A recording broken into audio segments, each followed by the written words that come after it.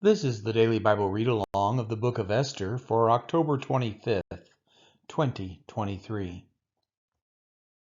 Today's reading is the book of Esther, chapter 9.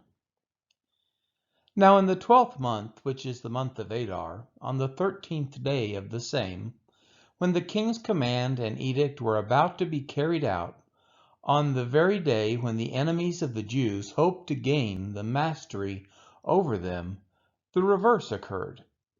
The Jews gained mastery over those who hated them.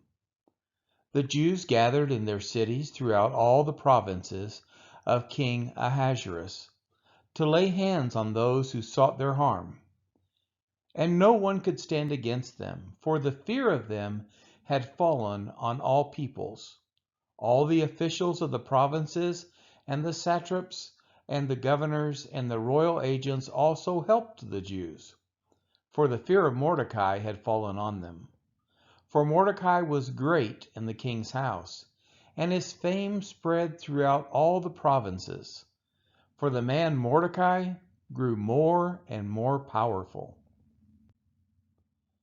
The Jews struck all their enemies with the sword, killing and destroying them, and did as they pleased to those who hated them. In Susa, the citadel itself, the Jews killed and destroyed 500 men, and also killed Parshandatha, and Dalphon, and Aspatha, and Poratha, and Adalia, and Aridatha, and Parmashta, and Arisai, and Aridai, and Vizatha, the 10 sons of Haman, the sons of Hammedatha, the enemy of the Jews. But they laid no hand on the plunder. That very day the number of those killed in Susa the citadel was reported to the king.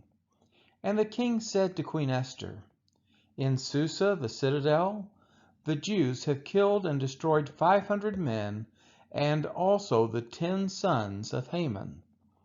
What then have they done in the rest of the king's provinces? Now what is your wish? It shall be granted to you. And what is your request? It shall be fulfilled." And Esther said, "If it please the king, let the Jews who are in Susa be allowed tomorrow also to do according to this day's edict. And let the 10 sons of Haman be hanged on the gallows." So the king commanded this to be done. A decree was issued in Susa, and the 10 sons of Haman were hanged. The Jews who were in Susa gathered also on the 14th day of the month of Adar, and they killed 300 men in Susa. But they laid no hands on the plunder. Now the rest of the Jews who were in the king's provinces also gathered to defend their lives, and got relief from their enemies, and killed 75,000 of those who hated them. But they laid no hand on the plunder. This was on the 13th day of the month of Adar. And on the 14th day they rested, and made that a day of feasting and gladness. But the Jews who were in Susa gathered on the 13th day and on the 14th, and rested on the 15th day, making that a day of feasting and gladness.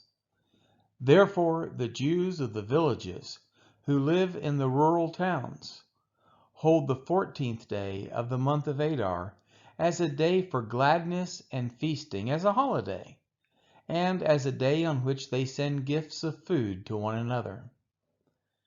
And Mordecai recorded these things, and sent letters to all the Jews who were in all the provinces of King Ahasuerus, both near and far, obliging them to keep the 14th day of the month Adar, and also the 15th day of the same, year by year, as the days on which the Jews got relief from their enemies, and as the month that had been turned for them from sorrow into gladness, and from mourning into a holiday, that they should make them days of feasting and gladness, days for sending gifts of food to one another, and gifts to the poor.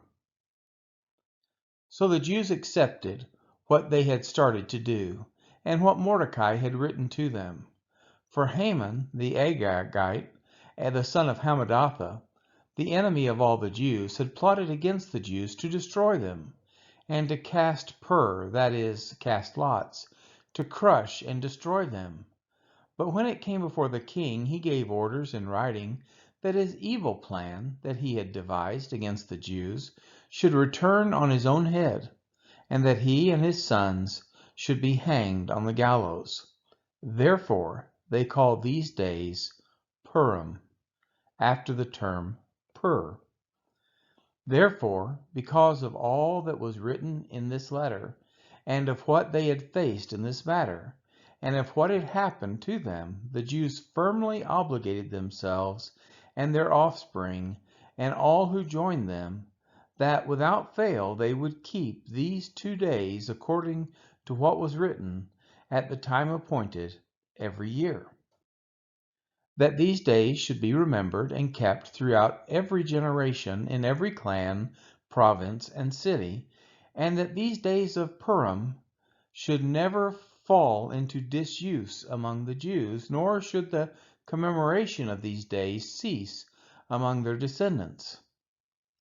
Then Queen Esther, the daughter of Abihail, and Mordecai the Jew gave full written authority, confirming this second letter about Purim.